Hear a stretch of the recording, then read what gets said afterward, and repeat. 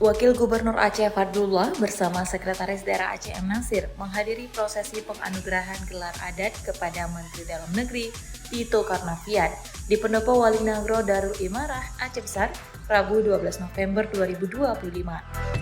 Tito Karnavian dianugerahi gelar adat Ketua Panglima Hukum Nangro dari Walinagro Aceh Paduka Yang Mulia Tengku Malik Mahmud Al-Haithar.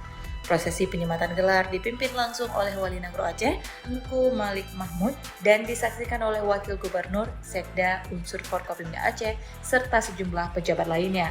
Acara tersebut ditandai dengan penyematan medali dan pemasangan selempang oleh Malik Mahmud kepada Tito Karnavian, yang kemudian dilanjutkan dengan prosesi pesiju atau tepung tawar.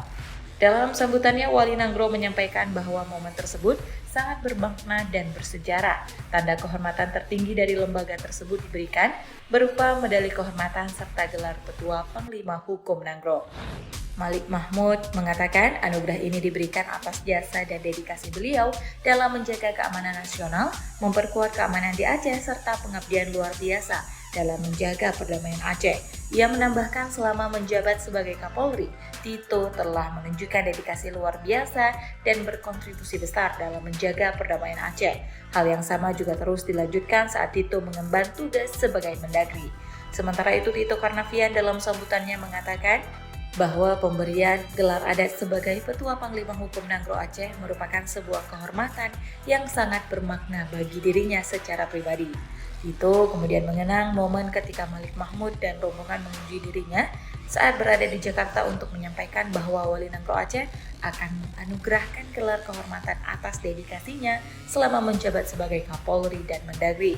Ia juga menjelaskan kerja keras yang dilakukan dalam menjaga stabilitas politik di Aceh selama masa jabatannya, termasuk pada masa pilkada ketika suhu politik meningkat.